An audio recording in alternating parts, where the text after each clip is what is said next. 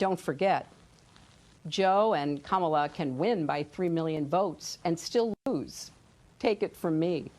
So we need numbers overwhelming so Trump can't sneak or steal his way to victory.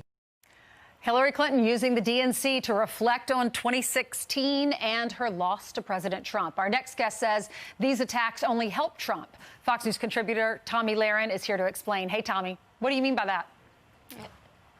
Well, I think the fact that the Democrats would even put Hillary Clinton to speak at their convention just shows how truly tone-deaf they are. And every time she speaks, it only reinforces why we voted for Donald Trump in 2016 and why we're going to vote for Donald Trump again in November. And just her whole speech there, bitter much? I think the American people can see right through the smoke and mirror show, and they know exactly what they're going to do in November. Hillary Clinton only helps Donald Trump's case.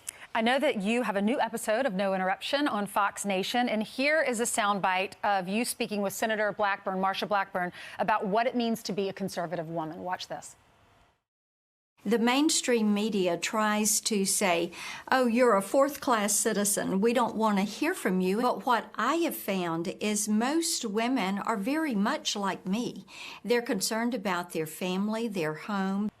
Tomi, your reaction?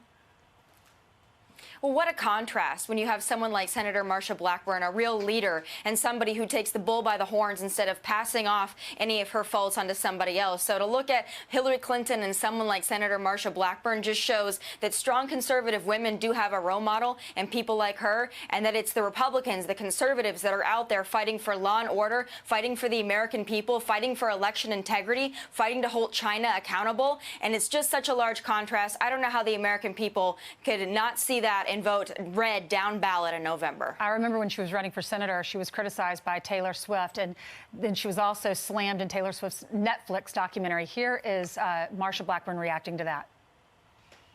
I would welcome the opportunity to sit down and visit with her. My door is always open to individuals that want to have a conversation about how do you improve the lives of Tennesseans. Did you expect that reaction?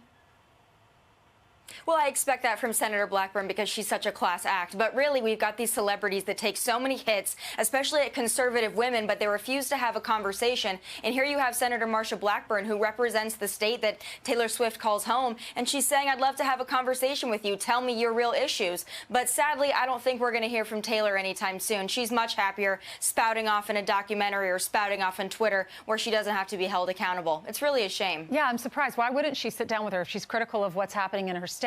Just sit down and they can have a conversation and work together.